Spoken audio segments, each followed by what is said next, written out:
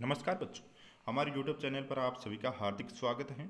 आज हम आपके लिए लेकर आए हैं कक्षा जो 8 की हिंदी की कार्यपुस्तिका है। कक्षा 8 की हिंदी की कार्यपुस्तिका प्रखर, उसका कार्यपत्रक 11। आज हम इस वीडियो के अंदर देखेंगे कार्यपत्रक 11 से 15 तक। हमने अभी तक कार्यपत्रक 1 से लगाकर 10 तक कार्यपत्रक कंप्लीट कर लिए हैं। आज हम इस वीडियो के अंदर कार्यपत्रक 11 से लगाकर 15 तक देखेंगे। तो चलिए शुरू करते हैं कार्यपत्रक 11। कार्यपत्रक 11 की हमारी दक्षता रहेगी शब्द समूह में शब्दों के अर्थ को समझ पाना। यह हमारी दक्षता रहेगी। पहला प्रश्न है, दिए गए वाक्यांश के लिए एक शब्द चुनकर लिखिए। जो वाक्यांश दे रखा है उसके लिए हमें एक शब्द चुनकर लिखना है। पहला है माह में एक बार होने वाला। माह में एक बार होने वाला होता है मासिक। क्या हो जाएगा? मासिक। दूसरा है लोहे का काम, लोहे का सामान बनाने वाला। लोहे का सामान बनाता है लुहार, तो लुहार हो जाएगा। अगला है रक्षा करने वाला। जो रक्षा करता है उसको क्या बोलते हैं? रक्षक बोलते हैं। क्या बोलते हैं? रक्षक। नाव चलाने वाला नाविक बोलते हैं। क्या बोलते हैं उसको? नाविक। तो इस प्रकार हमें इन प्रश्नों के उत्तर देने से वाक्यांशों के लिए एक शब्द चुनना था। प्रश्न नंबर 2 है, दिए गए वाक्यांश के लिए एक शब्द चुनना है। जो वाक्यांश दे रखे हैं उनके लिए हमें एक शब्द चुनना है। साल का अंतिम महीना होता है भाई दिसंबर का। चिकित्सक जिसका उपचार करता है, चिकित्सक किसका उपचार करता है? मरीज का। जिससे हम लिखते हैं, जिससे हम लिखते हैं पेन या कलम भी लिख सकते हो, कलम। जो हमें समय बताती है घड़ी। इस प्रकार हमें वाक्यांशों के लिए भी एक शब्द लिखना है। प्रश्न नंबर 3 है,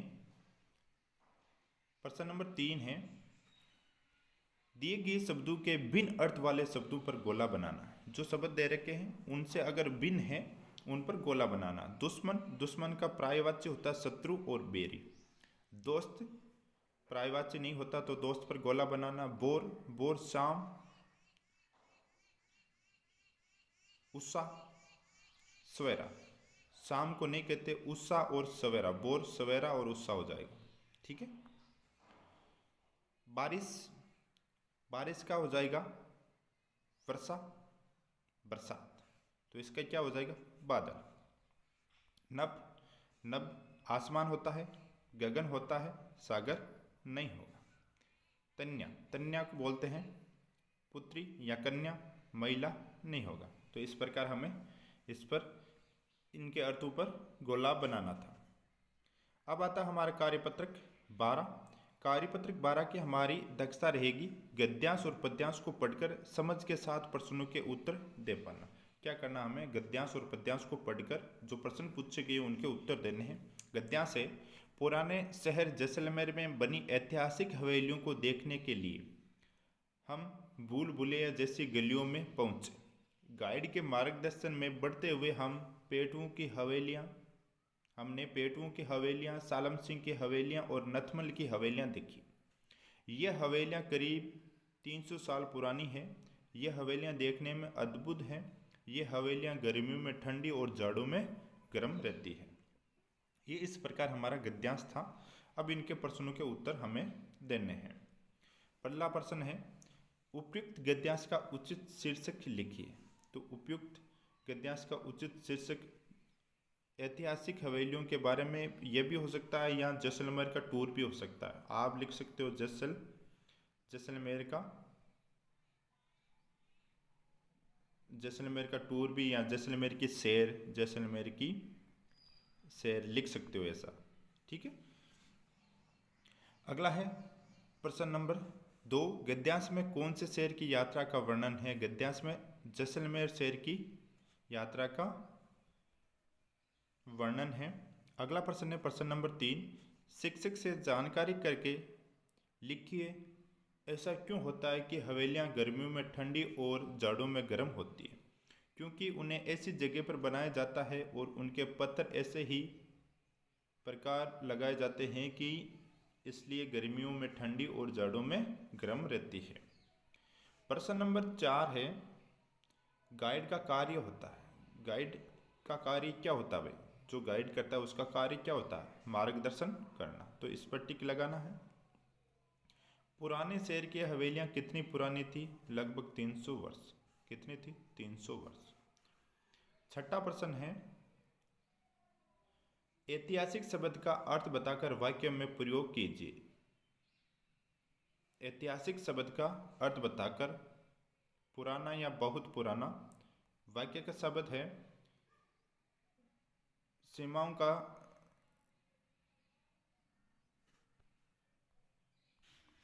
दोस्तों, इसमें आपको लिखना है ऐतिहासिक का। तो ये जो गलत लिखा हुआ है इसको काटना है। यहाँ पर आप लिखोगे इतिहास का, ऐतिहासिक शब्द का होता है इतिहास से संबंध रखने वाला। किसका? इतिहास से संबंध रखने वाले को ऐतिहासिक कहते हैं।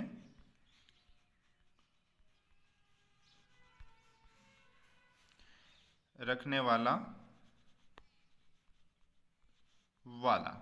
तो आपको यहाँ पर लिखना है इतिहास से संबंध रखने वाला को ऐतिहासिक कहते हैं। वाक्य में प्रयोग इस प्रकार करोगे, आप लिखोगे वाक्य में प्रयोग, हल्दी घाटी का युद्ध एक ऐतिहासिक घटना है। किसका? हल्दी घाटी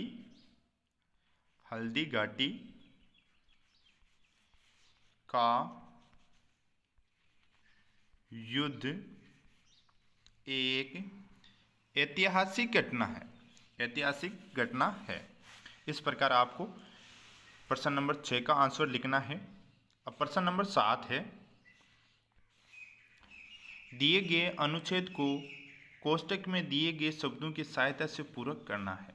जो कोष्टक में जो शब्द दे रखे उनको रिक्त स्थान में भरकर पूरा करना है। एक दिन दो गौरैया सीधी घर के अंदर घुस गई और रोशनदान पर जा बैठी। दोनों बड़े मज़े से गाना गा रही थी। एक ने नीचे देखा और ची ची करने लगी। वह उड़कर पेड़ पर जा बैठी जहाँ उसका घोंसला था। इस प्रकार हमें क्या करना था? जो कोष्टक में जो शब्द दे रखे उनको रिक्त स्थान में भरने थे। अब आता हमारा कार्यपत्रक 13। कार्यपत्रक 13 में हमारी दक्षता रहेगी विलोम, जो विलोम शब्दों की पहचान कर एवं प्रयोग कर पाना। जो विलोम शब्द दे रखे उनकी हमें क्या करनी है? पहचान करनी और प्रयोग कर पाना। तो सबसे पहला है, दिए गए शब्दों के उचित विलोम शब्द पर गोला बनाइए। तो मित्र का विलोम शब्द हो जाएगा शत्रु। चुस्त का हो जाएगा सुस्त। जड़ का हो जाएगा चेतन। और कठोर का हो जाएगा मुलायम।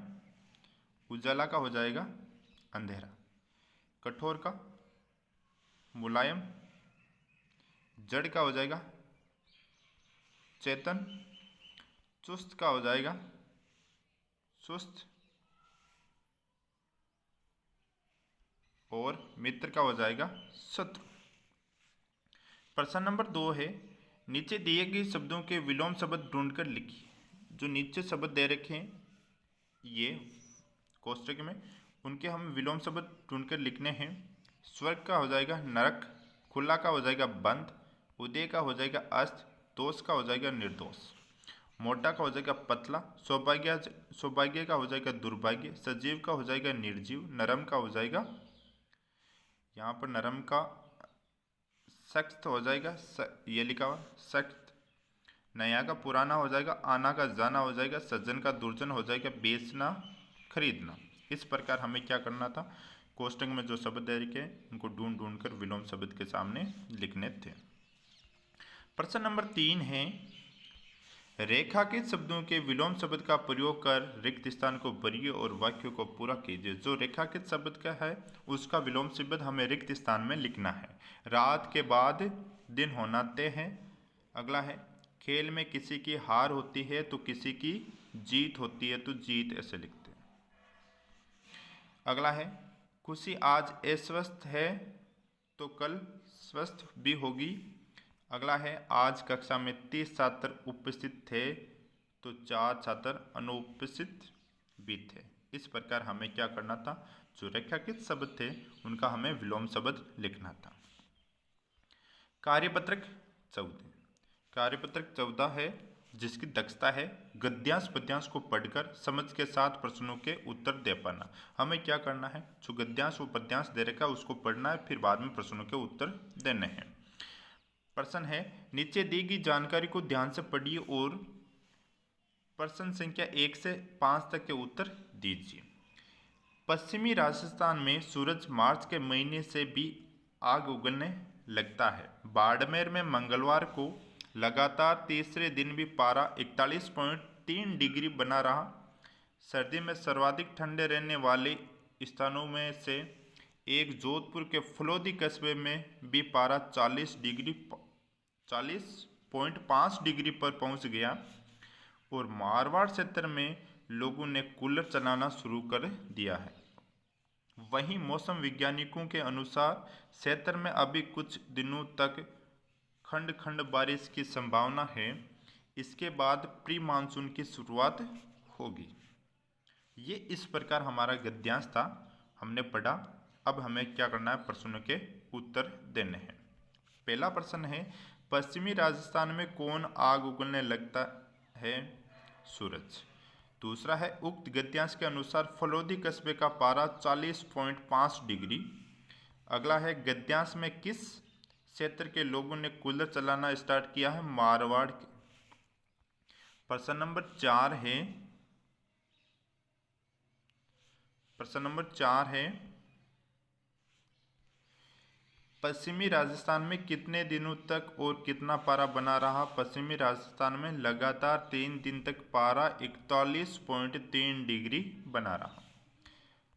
प्रश्न नंबर 5 है, खंड खंड बारिश से आप क्या समझते हो? खंड खंड बारिश ऐसी वर्षा जो रह रहकर या रुक रुक कर हो या नगर के किसी एक भाग में हो और दूसरे भाग में नहीं हो, उसे खंड खंड वर्षा कहते हैं। अब आता है कार्यपत्रक 15। कार्यपत्रक 15 क्या दक्षता है अपने अनुभवों को अपनी भाषा शैली में लिख पाना। जो हमने अनुभव आज तक है उनकी हमें क्या करना है, भाषा शैली में लिखना है, वो भी अपनी भाषा में। तो लिखिए। पहला प्रश्न है, छुट्टियों में आप किसके घर जाना पसंद करते हैं, क्यों? अपने मन की बात लिखिए। छुट्टियों में मुझे नाना नानी के घर जाना सबसे अच्छा लगता है, क्योंकि नाना नानी का सहज स्नेह जहाँ मुझे उससे घर की ओर खींचने लगता है। वहीं उनके गांव का वातावरण, हरे भरे खेत, फसलें, फलों से पेड़ पौधे आदि मन को आकर्षित करते हैं। इस प्रकार हमने अपनी मन की बात लिखी। दूसरा प्रश्न है, प्रश्न नंबर 2, उनके परिवार में कौन कौन रहते हैं? उनके परिवार में नाना नानी, मामा मामी और बच्चे। तीसरा प्रश्न है, वहाँ आपको क्या क्या अच्छा लगता है? वहाँ हमें बगीचे, खेत, नदी, तालाब, मंदिर व नाना जी का घर सभी अच्छे लगते हैं। प्रश्न नंबर 4 है, वहाँ जाकर आपने उनके कौन कौन से कामों में हाथ बटाया है? वहाँ जाकर हमने पौधों को पानी दिया, सुबह शाम घर के कामों में हाथ बटाया। प्रश्न नंबर 5 है, उन्होंने आपको कहाँ कहाँ घुमाया? उन्होंने हमें नदी किनारे, बगीचे, खेत आदि में घुमाया। प्रश्न नंबर 6 है, उनके घर की सबसे अच्छी एक बात लिखिए। उनके घर की सबसे अच्छी कोई बात लिखनी है। उनका घर खुला, हवादार व बहुत अच्छा है। घर के पास बहुत बड़ा बगीचा लगा हुआ है। इस प्रकार हमें अपने मन की बात जो हमने आज तक अनुभव किया है अपनी भाषा शैली में लिखना था। आज के लिए इतना ही। जय हिंद।